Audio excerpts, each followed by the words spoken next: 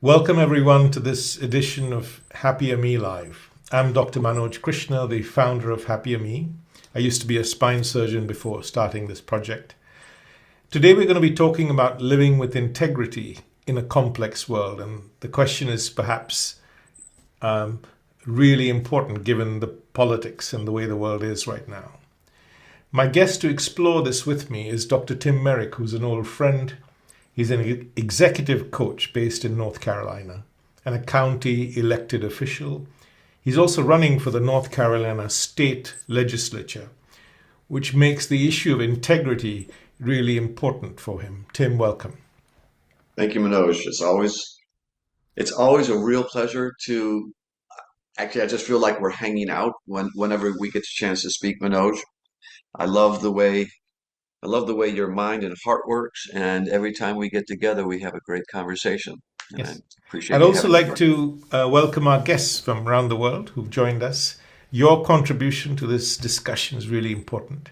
So, Tim, my first question is why bother exploring this question of integrity? Because I may think, well, there's what's in it for me?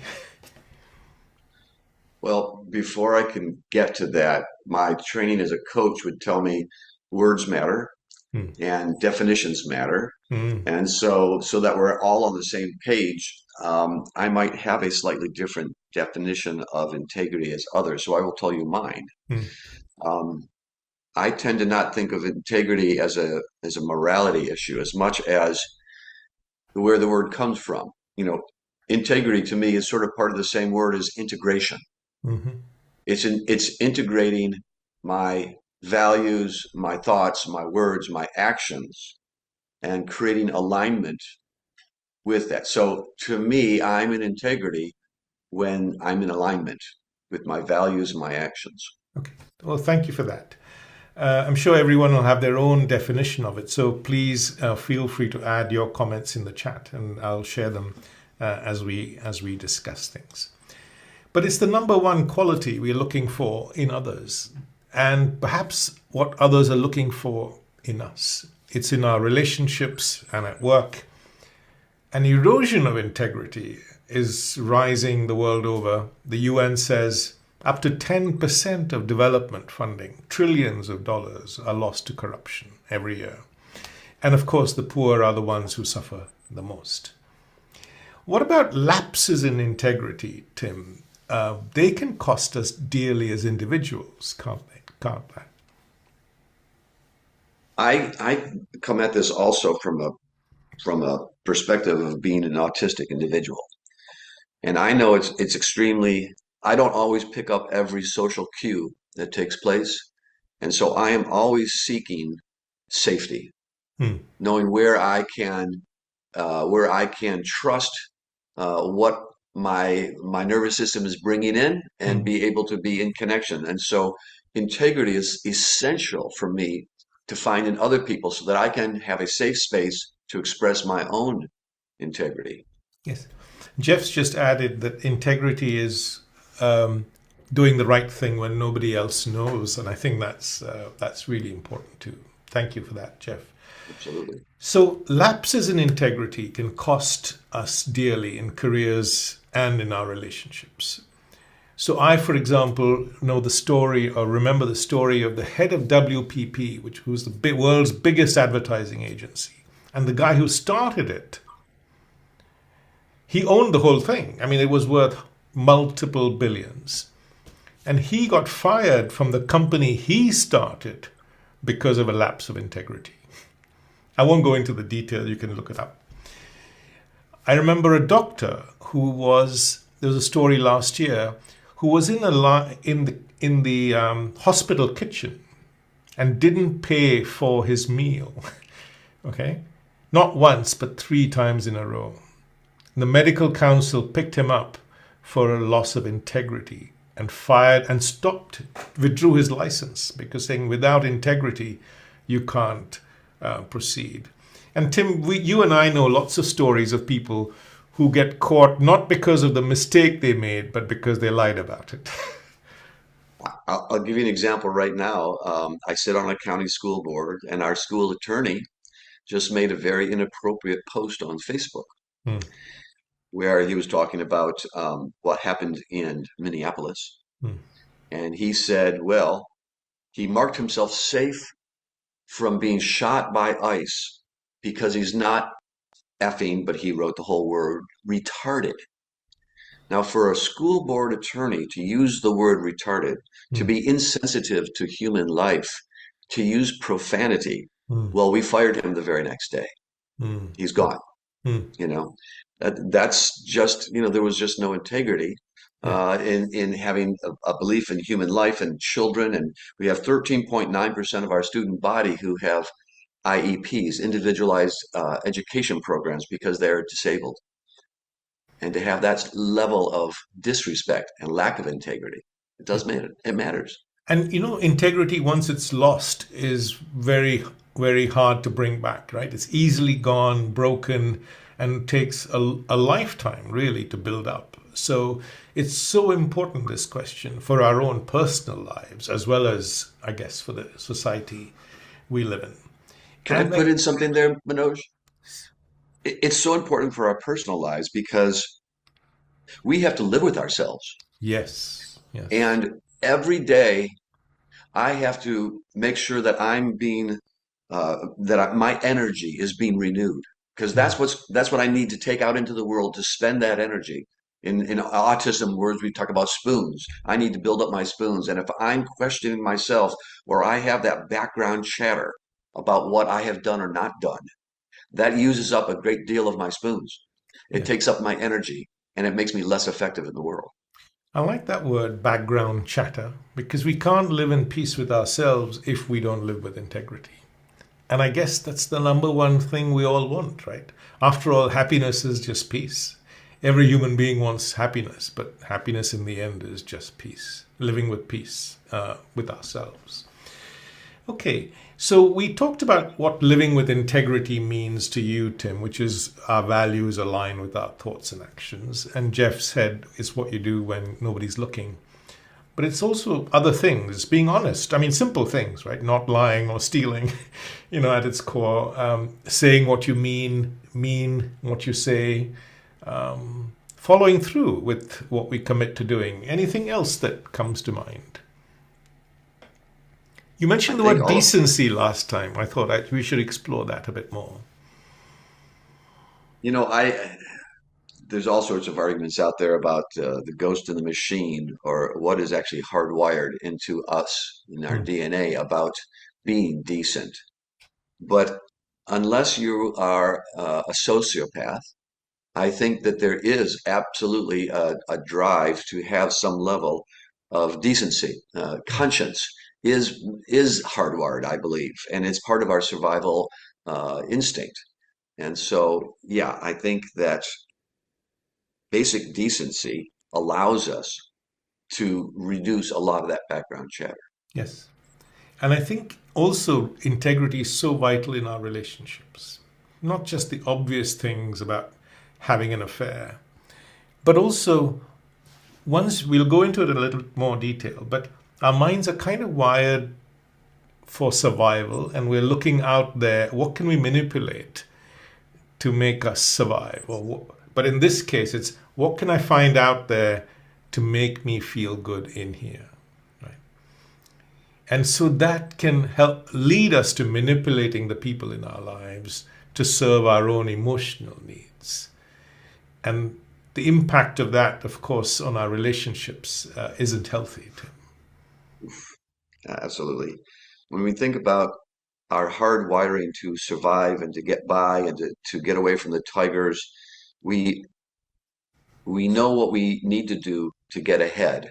Mm, And that part is hardwired. And that's the part where we have to have our intellect override some of our more basic impulses. mm. And in a relationship, it's very clear very quickly when we're operating from our basic impulses. Yes.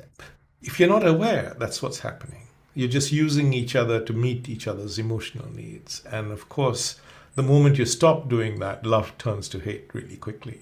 And we see that all the time. Jane's just said that integrity means saying what you mean, meaning what you say, and don't be mean when you say it. That's such an important qualifier, right? We should especially for not be, relationships. yeah, we should not be looking to hurt others. That's so important, right? And maybe integrity is involved in that. Okay, so moving on now to exploring what are the hidden internal drivers, or what are the drivers that come in the way of living with integrity. So living with the intention isn't enough, because if you're not aware of these internal drivers, they're going to push us in the other direction. And the first one I wanted to explore, Tim, is our hidden self-interest. Do you want to get the ball rolling on that one? Well, I think it's really interesting that we started this conversation around the sort of almost maybe the genetic and epigenetic Mm. basis of this, but we are absolutely hardwired to get ahead. And unfortunately, there are many ways that our society rewards us Mm. and rewards us. Even the system itself is out of integrity because it will reward a man for being aggressive and strong, quote unquote, where it will punish a woman for having the same characteristics, Yes, yes, right? But our self-interests are oftentimes, and in this present political environment, self-interest is actually rewarded. Being um, there's a sense of might makes right these days. yes, yes, Mob rule, like we'll take what we want. And that is very much the basic instincts we were talking about before. And it's why we so desperately need statesmen to remind us again and again of a higher impulse, of what it means to live in a civilized world, to listen to what will help us to coexist, yes, and how yes, we can all, this concept that JFK said long ago, that a rising tide lifts all boats. That can only exist when we are looking for the collaborative um, healing. You yes, know, I, I don't mean to go off track here, Manoj, but what you were talking about getting our own needs met, we could have a whole nother podcast around unhealed trauma and how there are these basic needs that are not being met, that we are unaware of, and that bounces us back into the basic impulse of getting for ourselves. yes, yes. So we are the only species on the planet right now that are destroying our own habitat, aware that we're doing that, but not able to stop ourselves. And one of the reasons is we're wired for our own narrow me first attitude to life, without seeing that actually that attitude is burning my own house down. Do you know what I mean? In 100 years, we won't have an Earth the way we know it and have enjoyed it so far, in terms of what we're doing to it, and so on. But I'll give you one example of this. So when I worked as a spine surgeon, say a patient came to me with a disc prolapse and they had severe sciatica, I knew that I could send them to the physiotherapist and the sciatica would get better in 6 weeks, or I could operate and it would get better, in 2 or 3 days, or whenever.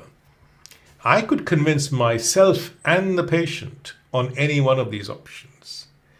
But if I wasn't aware of my self-interest, I would pick the option that suited me better, which is operate, and I'll earn some money from that, and so on, you see. Now, this is driving medicine the world over, but driving legal professions the world over, and so on. You see, it goes on and on and on. But if you have that awareness of your self-interest, then you can live with integrity. Otherwise, you can't. So, what is our overarching goal? Now, you have mentioned that everyone wants to be happy. Yes. And in order to do that, we've posited that we need to have a peace of mind in order to have that sense of happiness. And yet, societally, that does not seem to be the major driver. We are rewarded for having more power, more money, more influence, all of which has been proven not to make us happier, No. not to give us more peace of mind, to create more background chatter, as you say, when we have those conflicts of interest and we are self-serving, that produces the background chatter.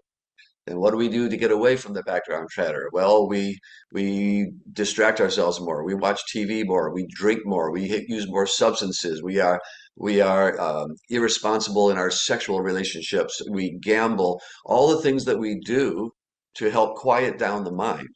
Yes, yes, yes.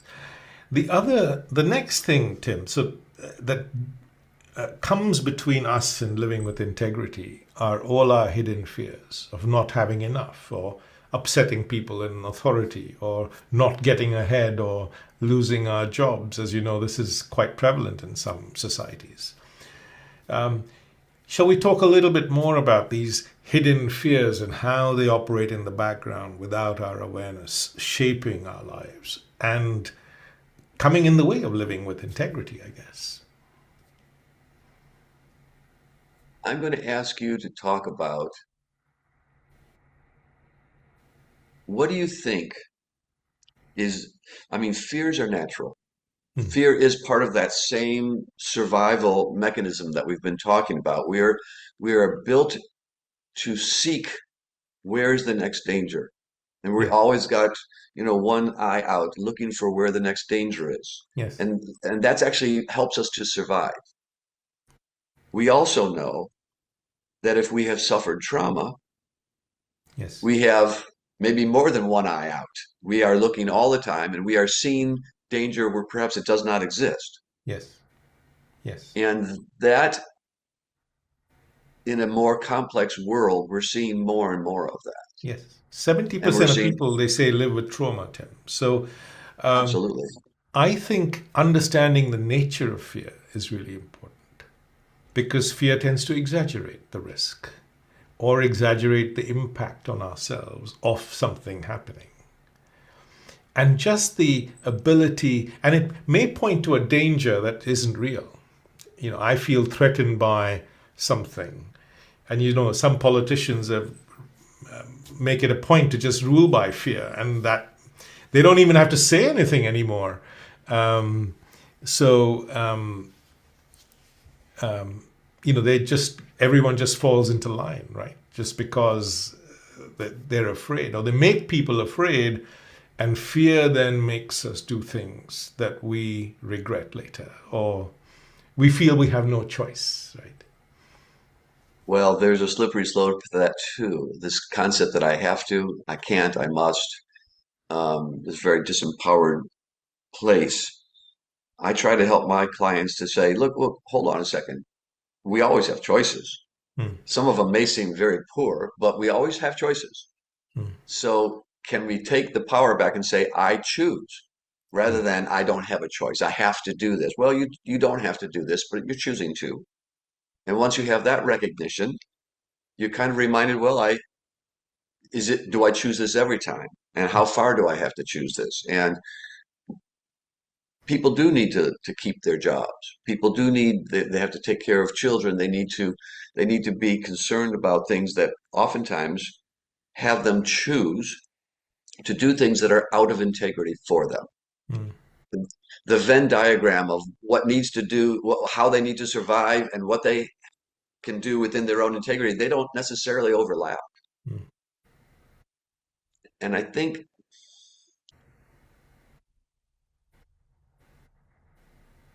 we can't choose outside of our own safety unless we have a higher trust in the universe. Yes, However you want to describe that. that's very beautifully said, Tim. That firstly, we are aware of the nature of fear, so it's not operating in a hidden way. That's one. Secondly, to take back agency and say, I have choices here on how I respond.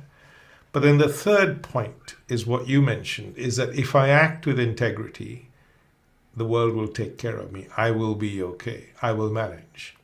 Yes, it might lead to me losing my job. And in fact, as you know, in lots of parts of the world, people who are working in government stand up to what they don't believe in and leave, not knowing what's going to happen next, right? And so there are examples of that everywhere.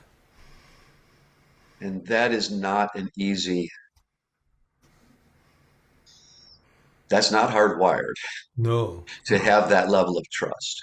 no. How do you help others to come to that recognition, to to believe that they can withstand whatever comes next? Yes, I Because think if you don't, then you must act out of fear.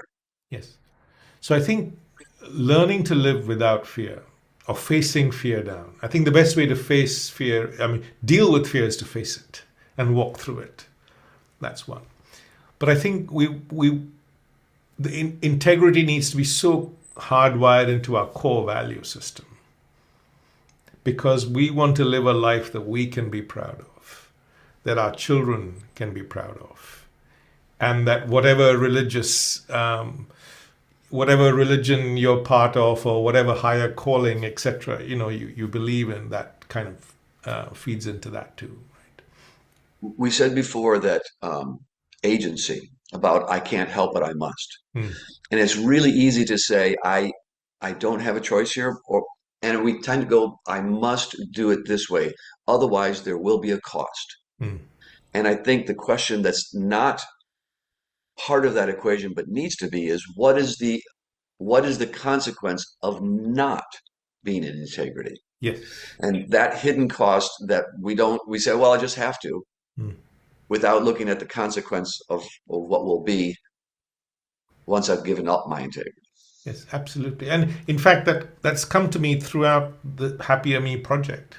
There have been lots and lots of people who have come to me saying, do this, do that, but I've always turned them down because it's not taking the project in a direction where I can say it's acting with integrity. Okay, one more thing is the other thing that gets in the way is our need for more and more. Let's explore the nature of pleasure, right? We talked about that. We see people around us, we are comparing all the time. Somebody has a new car, someone's going on a big posh holiday. We want that. But as soon as we get something, it fades and we need more. Do you want to explore that a bit more? It instantly pops into me a quote. It was Maharishi Mahesh Yogi who said, "The nature of life is desire. Hmm. We desire, you Hmm. know." Um, I have the luxury, I suppose, of being, well, I turned 68 here in a couple of weeks, and I've lived many lives within that 68 years. Hmm. I've lived in big houses. I've had multiple vehicles, and I've had luxury, and and now I live in a very simple one-bedroom apartment because I don't want to cut my grass. Hmm. I don't want to shovel the walk, although we don't get much snow down here in North Carolina. Um, it fits my lifestyle, but I do have to sometimes, I get that pang when people think, oh, well, poor guy, you're living a poor life. You haven't gotten ahead. You haven't succeeded, and you don't have all Hmm. the signs of wealth about you. It, they don't bring me happiness. No. But it's one of the drivers of not living with integrity. You're a government official or whatever you're doing, and you see, I want that. I want to, and the wanting never satisfied, right? The old new car becomes an old car within a month. The holiday fades in view, and you need something more and better. And so, this desire for more and more and more doesn't really make us any happier, but can drive us to act without integrity. There's a somewhere along the line, I think as a society, we need to get away from the concept of a zero-sum game. If I win, you lose, right? Mm. And vice versa. I It's very difficult to do in politics. Mm. There's very much a sense that if we allow the developer to make profit, then everybody else in the county has to pay for the increased infrastructure. Mm. And there are places where there really is a zero sum. There's only so much money to go around, and who's going to get it? Mm. And in politics, it seems again and again that those that you know, ascend to power bring the money with them and with their friends. And there seems to be this escalator of taking money from those who work hard and giving it to those who need it least. Yes. And it's very difficult to push against. That's very much against my sense of integrity, Yes. where I Yes. believe that we need to take care of each other, And not look everybody. out after ourselves. Yes. Yes. And I think this is where the power of conditioning comes in, which is the other big driver that comes in the way of living with integrity. Everyone around me is, you know, taking money under the table or acting from their own self-interest without integrity. So why shouldn't I? Kind of thing, you know. And I so must, in order to get ahead. In to order to get get ahead, ahead, I must play that yes. game. Yes. And that person has got ahead, and he has done all these other things which are not in, you know, honest. And so why can't I? And that sort of thing. So I think understanding that are hidden conditioning influences and how they can normalize corruption or not living with integrity for ourselves. So important to wake up to all these hidden conditioning influences which can shape our lives. Okay. Now, there are some external pressures too, Tim, right? So, for example, someone in authority can be saying, pushing you to be dishonest. And Yeah. they'll, you know, I mean, in lots of developing countries, the policeman on the street will take a bribe because he knows that a slice of that's going all the way up the ladder to wherever it goes. I'm not sure, you know. And I would put in that even in our so-called civilized, countries, it's more nuanced and it's much more subtle, but it still exists. There Yes, is still a pay-to-play culture. yes, and it goes up the food chain, right? So, you know, we call them lobbyists here or whatever it is. You know, I'm not trying Exactly. to point any fingers, but I'm just saying that that culture of external pressure on you as a person from people in authority can be overbearing. And so we're not saying, by the way, so what this is pointing to is living with integrity isn't easy, Tim, right? Either from our internal drivers or external pressures. Right? Right. And it's an ongoing daily choice Yes. in the smallest of things to choose and to also, I think, sometimes we need to learn what it means to forgive ourselves. Mm. Mm. Uh, because if we don't, then we have a lapse, and then we get into the self-blame and the shame, Mm. and that constricts our ability to make large, to be more, have more largesse in our lives and choose integrity again, because we need to get out of those basic impulses. Yes. So Dr. Bennett, who we'll hear from in a minute, said something beautiful before we started recording, which was that integrity is a muscle we need to develop. But it's not a Absolutely. muscle that always operates when I want it to. You know, so there are lapses, as you said. So Yes. we will. I'm sure she'll elaborate. Okay, so what can we do, Tim? I think building a value system with integrity at its heart, aligned with decency, will stand the test of time. Do you think? We will have to give up some things in our life, or at least we will believe that we will give up certain things. Hmm. Power, influence, money, acceptance. You will probably have to go against the grain Hmm. because, as you said, external forces is not flowing in that direction. Hmm. To choose that path for oneself is virtuous. I don't know that it's always easy, No, it isn't and easy. Yes. And when we were preparing for this talk, we talked about the importance of stillness. That mm, if you live with stillness in yourself, then you can spot all these internal drivers that are pushing you in the other direction. And you can self correct. So self awareness brings self correction. But it begins from a place of stillness, right? Do you want to elaborate on that, Tim? well, I think I told you the story of I had an ongoing question in my mind about this very thing. And I had a very lucid dream that told me to go look at a specific hymnal, to look And it literally in the dream it said, look for the third verse Mm. of this song and you'll get your answer, which just seems ridiculous. Those things don't happen. Well, it happened. And the verse that gave me the message was, "'Twas grace that taught my heart to sing, and grace my fears relieved." Now, I'm not here to preach religion. To me, the word grace is living in stillness, is that quiet underlying constancy of Mm. the universe that when our mind is slowed down, that we can experience. Yes. And when we are in that space, fear does not exist. Yes. Yes. Our fears From a recede. Yes. And everything we need is there in that moment, you see. Stillness nourishes us from the inside. So you don't need the new car and the posh holiday and, the big house. And not that there's anything wrong with that, but I'm just saying this stillness, if we can nurture it in ourselves, can help us live with greater integrity. what is it that allowed, say, Mahatma Gandhi Mm. to experience the abuse that he took, or the protesters walking over the bridge in Selma, Alabama? Mm.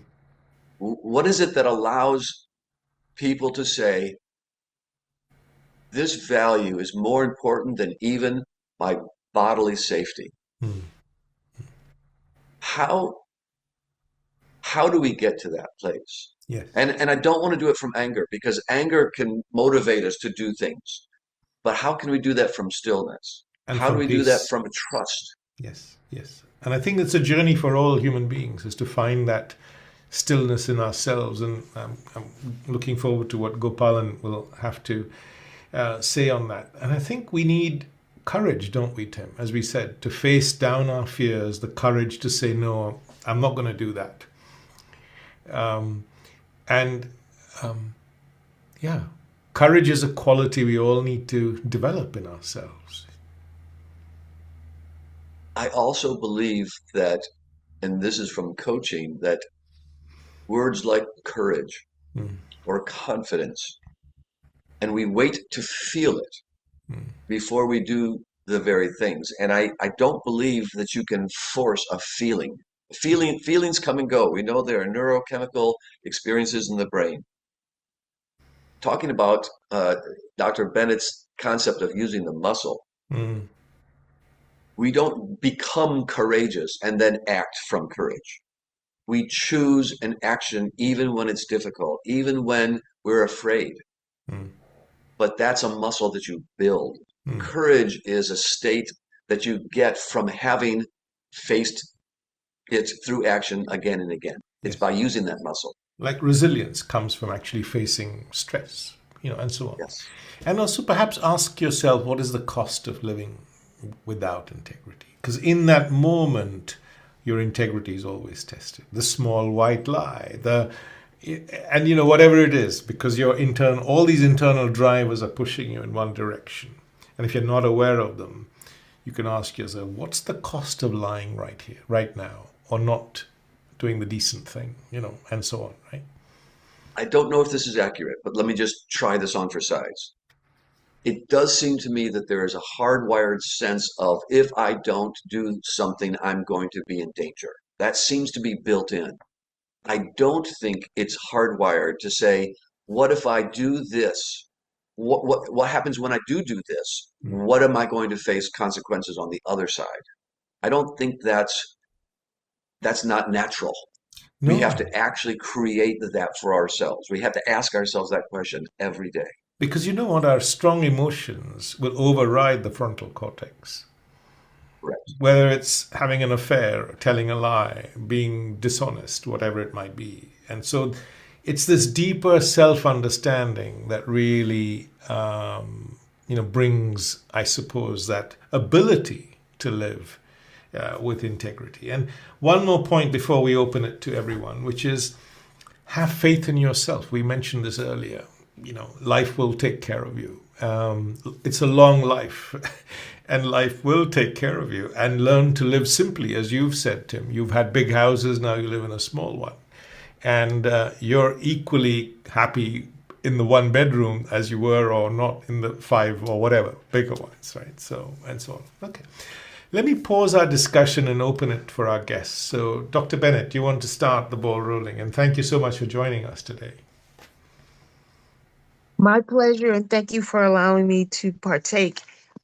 What I truly loved about the discussion was the concept of fear, and I want to talk about that fear and temptation, because and I was asked a question, tempted to lie, because lying would have been easy. Mm, Lying would have been the easy thing, the path of least resistance. mm, I told the truth in that moment. My husband looked at me like, oh, we're in trouble now because we told the truth. But I chose to preserve my integrity. I realized that I was rewarded for telling the truth. Hmm? Because it ended my grace like a couple months before I was ready. That's what it did. That me telling the truth ended my grace, ended my safety net. And then we were able to think of a new solution to the problem. I was so grateful, but in that moment it was on the tip of my tongue. It would have been too easy just to say, oh, it's this way, it's that way, little something here, little something there, and I didn't want to put any spice or seasoning on it. I just wanted to tell an unvarnished truth and get it over with. yes. And I'm glad I did. I can't say I've always done it. And that just happened to me last year. And I said, why is that on the I said, I am a woman of the cloth. What's wrong with me? But I was tempted. I was tempted out of fear.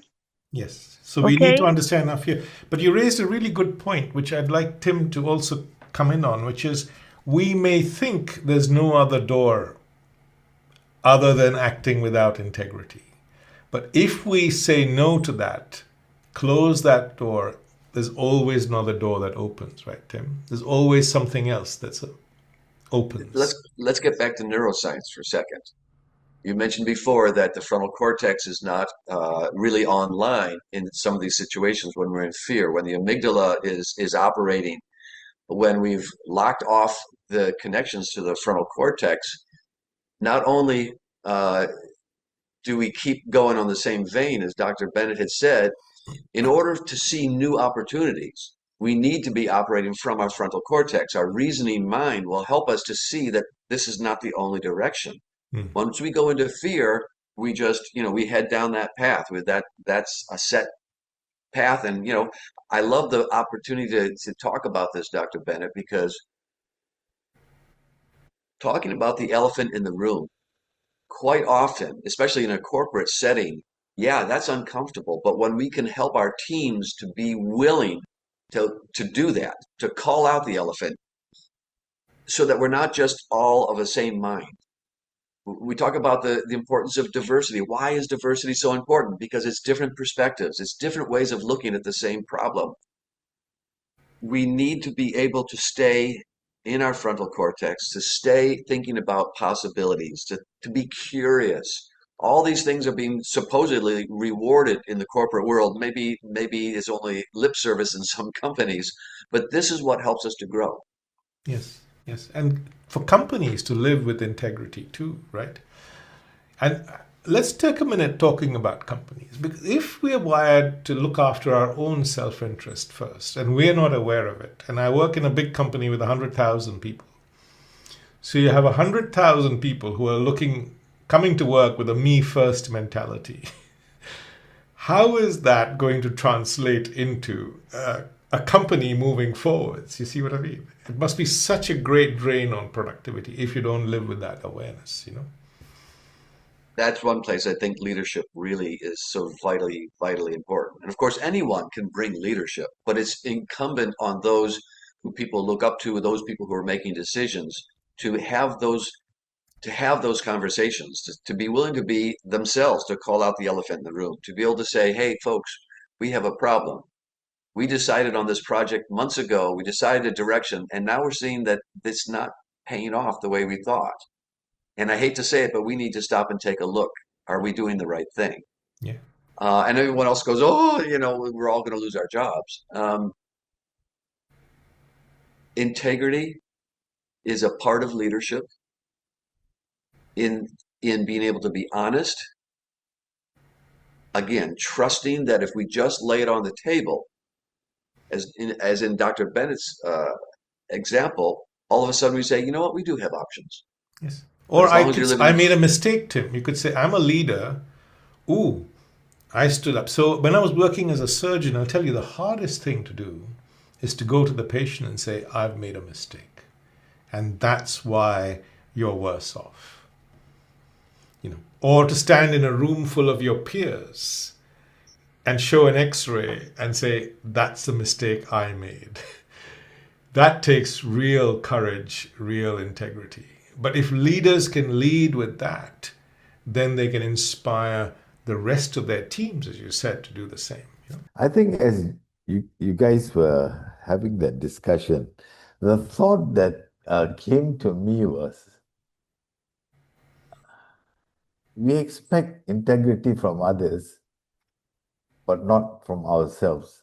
Yes, yes, yes, yes, So it's a case of double standards, yes, Like I can lie, I can cheat, I can do what I want, but I want you to be dependable. You must have integrity, you must have this, you must have that. That's the kind of environment I see across the world, actually. yes. We're not honest with ourselves, are we, Gopalan? We don't Mm. see that where our own integrity falls short. Yeah. But we can see it much easier in others, in our politicians, for example. And Stephen, do you have any thoughts on integrity or anything that's come up in the discussion today? Well, I think on the white lie thing, I think what's interesting is that are you trying to protect someone else or protect yourself? Yes, And maybe if yes, you're just protecting yourself, then you have to take a closer look. yes, yes, yes. And more often than not, you're protecting yourself, right? Right. Yes, good point. we're being asked every day now to confront racism, to confront sexism, to confront uh, people who are outside of cultural norms, Mm. to not let it go. And yet you want to connect, you want to see, maybe if I connect with this person, I can bring them slowly back into understanding that, hey, that wasn't the nicest thing. So But maybe the little white lie is there, right? I mean, But Tim, there's something else going on, which is I'm afraid, and I justify that fear by saying I want a connection, whereas actually I'm just afraid to call them out. You know what I mean? absolutely. It could be that. Jane, you're from Cornwall. Anything to add to that? You want to have any Yeah. questions or comments? I think it's easier to have integrity when you're calling out your enemies. I think it's really hard to call out your friends. I think Ooh, what a it's great much point. easier to have integrity when there are good consequences for you, and much, much harder when there's a downside for you. Yes, yes. And that requires real intelligence, right?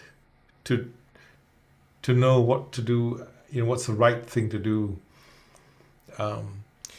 So, for example, in my case, I have lots of people I'm really close to in the family and friends who have very right wing perspectives against minority groups across the world in different shapes, forms. And it has cost me lots of friendships when I stand up and say that's not right. Yeah, it's Um, hard. but I live so much more easily with myself, at peace with myself, because in the end, you stand for the truth and people come around you. The people. Gandhi said that beautifully. He said, I started walking all alone, but gradually people joined me one by one until my lonely march became a caravan. So I think if you live with integrity and live by being authentic and true and all of those things, you will find your tribe. Yeah, I like that. But there's something, Jane, that I heard in that where it's easier to, in a sense, confront your enemies. Yeah, And there is actually some self-interest in that because in this hyper-partisan world that we live in, when we attack those enemies, then people who agree with us go, "Oh, good for you, Jane. Good Yes. for you, right? And so then we get that energy coming back to us, and it might cause us to be perhaps um, more partisan and more aggressive in our attacks than we need to be if we actually do want to create some collaboration and some commonality. Yeah. Yes. And And goodness knows the last thing we need in the world at the moment is more partisan. yes. And what applies to friends, Jane, gets magnified 100 times in politics, Tim, I imagine. Imagine criticizing your own party or your own leadership, or, and you get ostracized. And there's so many people who've acted with great courage in that regard. And there's a potential conflict of interest because we can't get into a position to be able to, affect change if we don't get elected. In order to get elected, we have to raise money. We have to get people to believe in us. We have to get people to volunteer for us. And all of that requires that we have a message that they will find union with. And so then there's a conflict of interest where, well, I could get more money or more connection over here, although that's not exactly what I believe, right? So there's a constant requirement to say, follow me because I'm going to be true. I won't always agree with you. How many times have I said, look, you and I are not going to agree on all things. I hope we agree on the important things. Yes. No, thank you for that, Tim. And I think it leads to a wider principle that we think the means justifies the end. See, but living without integrity doesn't justify the end, I think. And this is why the world is where we are. Hello, fascinating conversation. I've been sitting listening, and it's been amazing. Yeah, just so many things, reflecting on so many things, really, and so many simple things to say. And it's just kind of there's a consensus in the sector that I work in. I work in education, that when you need to talk to the parents that you really need to speak to, they don't come in for parents' evening. But what you do get is the really good parents that the kids are absolutely fine, and you don't need to tell them they're absolutely fine. So what I often see a lot is a group like this where I get really inspirational leaders and change agents talking like this. And then what we do is when we come off the call, we go back into systems and processes that don't support the thought processes that we're trying to articulate. I always believed that if I ever became a CEO, and I have become one now, that I could practice this, and I could practice what I preach, and really start doing this. And because I'm the CEO of an organisation, I have started doing this. So I've started to really try and create an environment of something we're really focusing on at the minute in the organisation, of psychological safety, to make sure that people can fail and they're not going to get sacked if things don't go well. So we're really trying to focus on cultural change.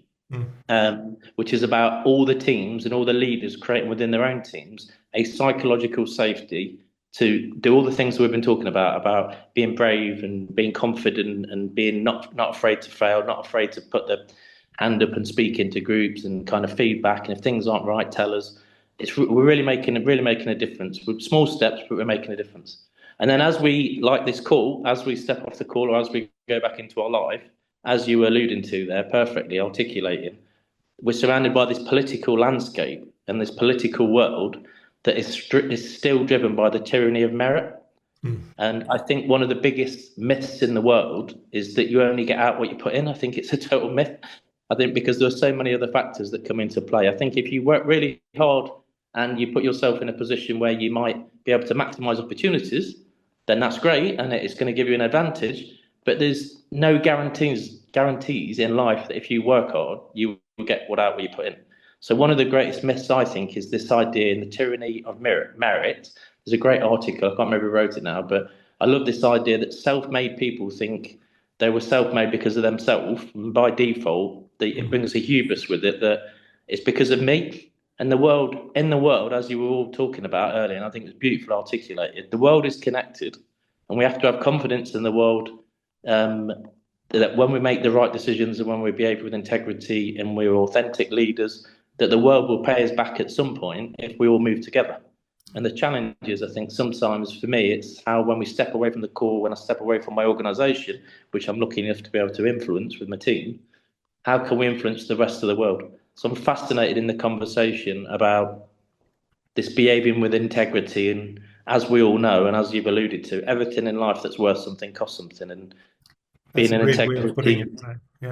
Yeah. being an integrity-based, obviously, human being as well as a leader comes at a cost, and it's kind of always outweighing that cost and kind of trying to do the right thing. So I'm just fascinated to listen to the conversation. I'm really interested in kind of people's thoughts on, obviously, change agents in isolation doesn't become a movement, and how we can make sure that collectively, if enough of us do this, then the world and life will repay us.